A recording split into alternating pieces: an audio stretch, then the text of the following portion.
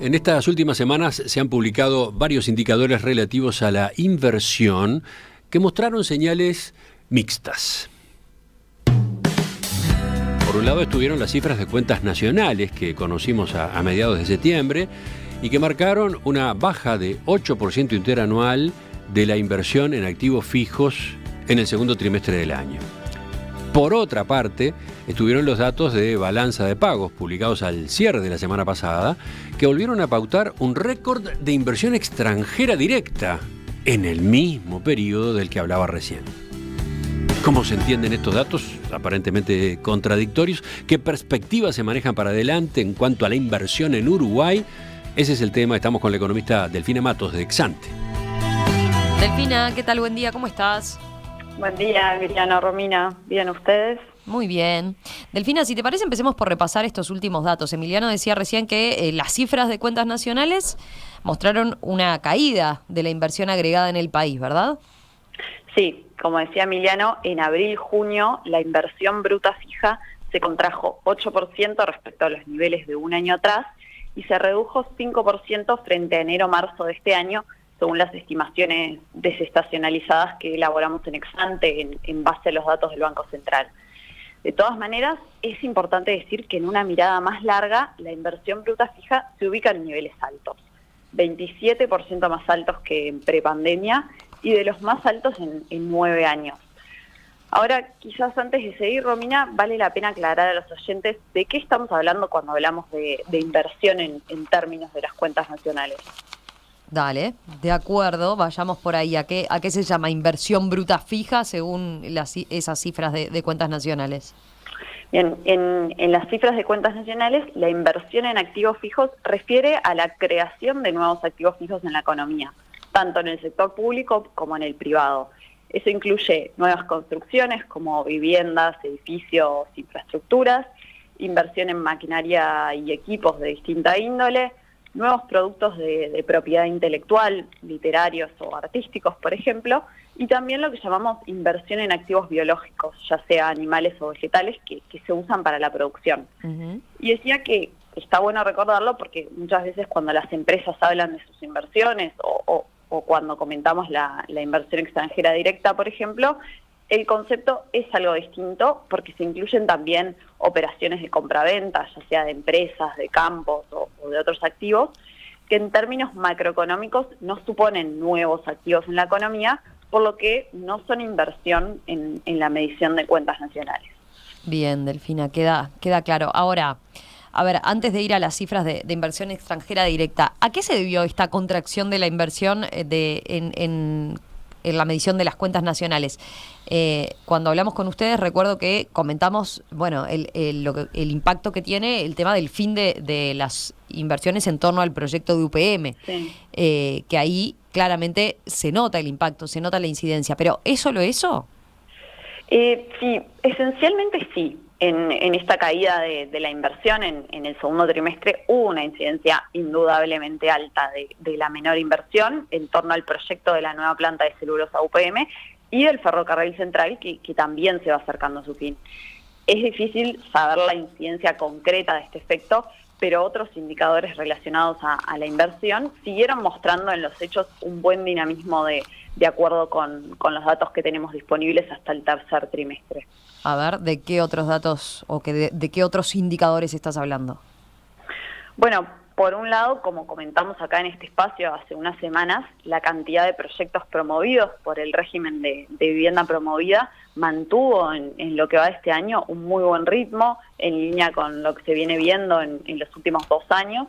De hecho, hasta agosto se promovieron un 10% más de proyectos que en el mismo periodo 2022, cuando ya se habían registrado niveles muy altos de proyectos promovidos bajo este régimen. A su vez, las importaciones de bienes de capital están en su tercer año de suba fuerte, con subas de más de 10%, tanto en monto como en volumen en lo que va del año. Y en la misma línea, la inversión empresarial, amparada por el régimen de promoción de inversiones, es decir, los proyectos promovidos por la COMAP, aumentó casi 50% en monto y 20% en cantidad en enero-mayo, que son los últimos datos disponibles. Bien. Delfina, ¿hay alguna de estas inversiones que haya estado en el foco, que haya llamado la atención en el último tiempo? ¿Podemos como poner algún ejemplo concreto? Sí, podemos mencionar algunos de los más recientes. Entre los proyectos promovidos por la COMAP hay mucha disparidad en los montos de inversión. Hay proyectos de menos de $5.000 y otros de varios millones. Entre los más grandes se destacaron 3 en el sector industrial, uno de Maltería Oriental por unos $52 millones, uno del aserradero Arboreal por $29 millones y otro de la empresa de industrialización de pescado Urexport por $22 millones de dólares. Se trata de inversiones para la adquisición de maquinaria, equipos y obra civil asociadas a expansión de capacidad.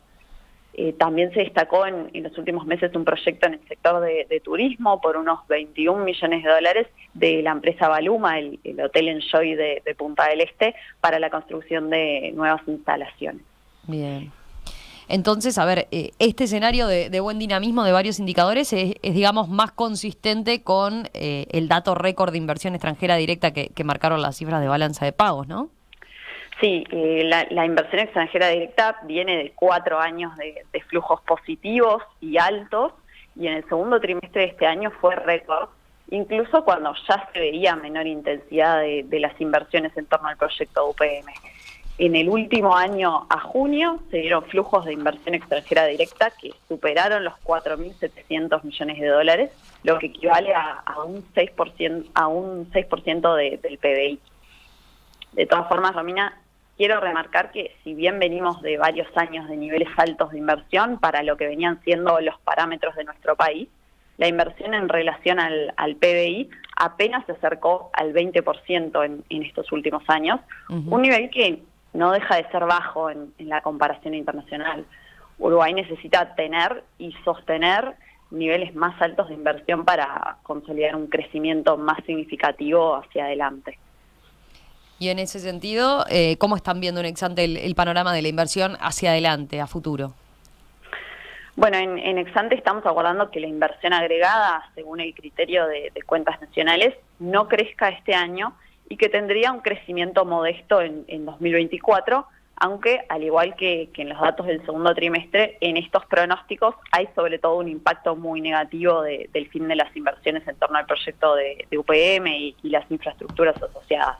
Ahora, más allá de eso, lo cierto es que el escenario económico actual plantea varios frentes de riesgo para el panorama de la inversión. A ver, ¿por qué decís eso? ¿A qué te referís? Bueno, porque si bien es innegable que Uruguay tiene algunas fortalezas clave en su entorno de negocios, como la seguridad jurídica y la calidad de sus instituciones, y eso nos diferencia en nuestra región, no solo frente a los vecinos, también en el contexto latinoamericano en general, lo cierto es que, como decía recién, el escenario económico hoy plantea desafíos importantes para la inversión. Uruguay resulta un país muy caro en dólares, tiene bajo crecimiento económico y además el contexto global actual, marcado por subas importantes de las tasas de interés en los últimos meses, supone un costo de oportunidad más alto para el dinero. Todo esto, a nuestro juicio, puede contribuir a enlentecer el ritmo de inversiones hacia adelante. En ese sentido, Romina, el mes que viene tendremos el termómetro de nuestra encuesta de expectativas empresariales, que el relevamiento está comenzando en estos días, y veremos qué señal nos arroja en relación a los planes de inversión de las empresas a futuro. Bien. Bueno, estaremos entonces comentando sobre esto el mes que viene seguramente. Sí. Delfina, un abrazo, buen fin de semana y nos reencontramos el lunes o el martes con ustedes. Igualmente, muchas gracias a ustedes.